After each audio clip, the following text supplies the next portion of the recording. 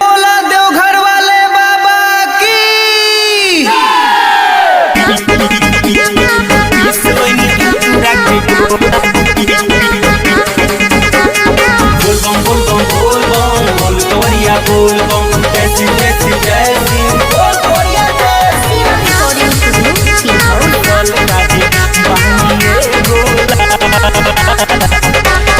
लेके आईनी भंगिया के गोला रुसल काहे बानिए भोला।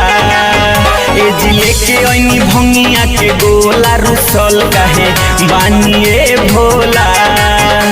रुसल काहे बानिए भोला हो रुसल काहे बानिए भोला। साची मुची हाँ साची मुची भर दी झोला रुसल काहे बानिए भोला। पीस लईनी धतूरा के गोला रुसल काहे बानिए भोला।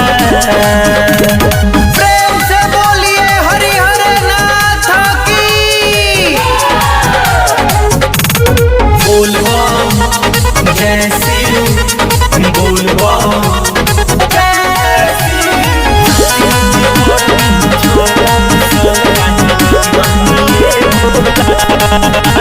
दरस नहीं पाइब तो घरे नहीं जाई माथवा पटकी यही जे मरी जाई। ए भोला जी मान जाई ना। दरस नहीं पाइब तो घरे नहीं जाई माथवा पटकी यही जे मरी जाई। यही जे मरी जाइब ए भोला मरी के बारी जाइब ए भोला। गिरवे रंग हाँ गिरवे बनी कफन हमर चोला रुसल काहे बानिए भोला। लेके आईनी भंगिया के गोला रुसल काहे बानिए भोला। बोला बोला भोलेनाथ की। बोलबम बोलबम बोलबम बोल कवरिया बोलबम जय शिव जय शिव जय शिव।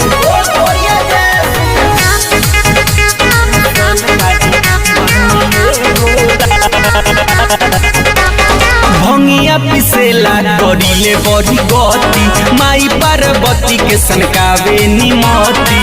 ए भोला जी काहे ऐसन करिले जी। भंगिया पिसेला करिले बड़ी गति माई पार्वती के सनकावे निमती। मिठू पकड़ी दया ए भोला कांवर नया लेके अइले भोला। बर्दाश्त कैसे हाँ बर्दाश्त कैसे ना सरौआ होला रुसल काहे बानिए भोला।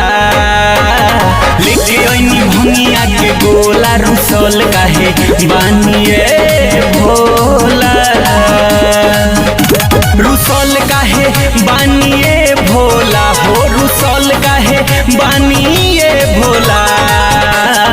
साची मुची हाँ साची मुची भर दी झोला रुसल काहे बानिए भोला।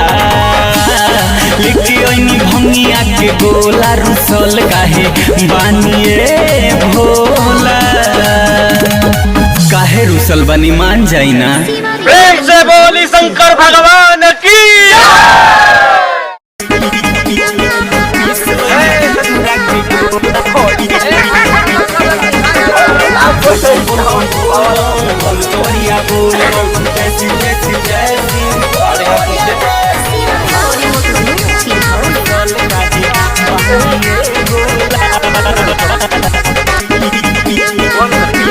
जयकारा लगाइए।